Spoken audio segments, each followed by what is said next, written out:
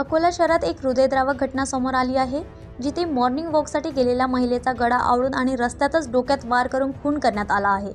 ही घटना मंगळवारी सकाळी 7च्या सुमारास शहरातील जुना हिंगणा रोडवर घडली असून सविता विजय तातोड 46 वर्ष असं मृत महिलेचे नाव आहे। गुन्हा केल्यानंतर आरोपी धीरज चुंगडे घटनास्थळावरून पळून गेला। मिळालेल्या माहितीनुसार जुन्या वादातून ही हत्या झाल्याचे समोर आले आहे।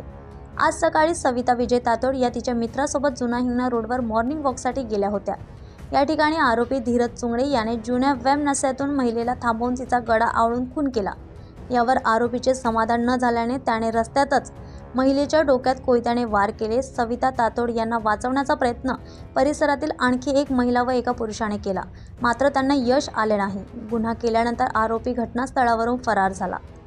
घटनेची माहिती तात्काळ पोलिसांना देण्यात आली असून घटनेची चौकशी केल्यानंतर मृतदेह शवविच्छेदनासाठी रुग्णालयात पाठवण्यात आला। वरिष्ठ पोलीस अधिकाऱ्यांनी घटनास्थळी भेट देऊन पाहणी केली। आरोपींच्या शोधासाठी श्वान पथकालाही घटनास्थळी पाचारण करण्यात आले। पोलीस आरोपीचा शोध घेत आहेत। पोलीस टाइम न्यूजसाठी व्हिडिओ जर्नलिस्ट स्वप्नीलसह मी रोहिणी।